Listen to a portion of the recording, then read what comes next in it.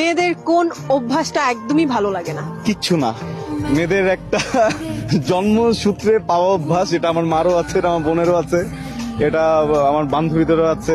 জীবনে প্রেম করেছিলাম, আমার ওই প্রেমিকারও ছিল। যদি জিজ্ঞেস করা হয় হঠাৎ করে চুপ করে থাকে, হ্যাঁ চুপ করে থাকে, কোনো কথা বলে না। তখন গিয়ে যদি জিজ্ঞেস করি কি ব্যাপার, প্রবলেম, কিচ্ছু না। মানে এই কিছু না বলার পরে যদি কোনো পুরুষ মেনে নেয় যে আসলেই কিছু হয়নি, আর পুরুষটা যদি চুপ থাকে, ওর জীবন শেষ। ওর জীবন শেষ। কখনো যদি কোনো মেয়ে, এটা আমার সকল পুরুষ ভাইদের জন্য বলছি, কখনো আপনার মা হতে পারে, বোন হতে পারে, স্ত্রী হতে পারে, প্রেমিকা হতে পারে, বান্ধবী হতে পারে, কখনো কোনো মেয়ে যদি দেখেন চুপ করে কোনো কর্নারে বসে আছে, মানে আপনি তাকে যদি জিজ্ঞেস করেন যে কি হয়েছে, সে যদি বলে কিছুই হয়নি, বিশ্বাস করবেন না। তাকে তারপরে তোয়াবেন, তাকে বলবেন যে কিছু একটা হয়েছে, আমি কিছু করছি, আমি মনে একটু ভুল করছি, আমি সরি।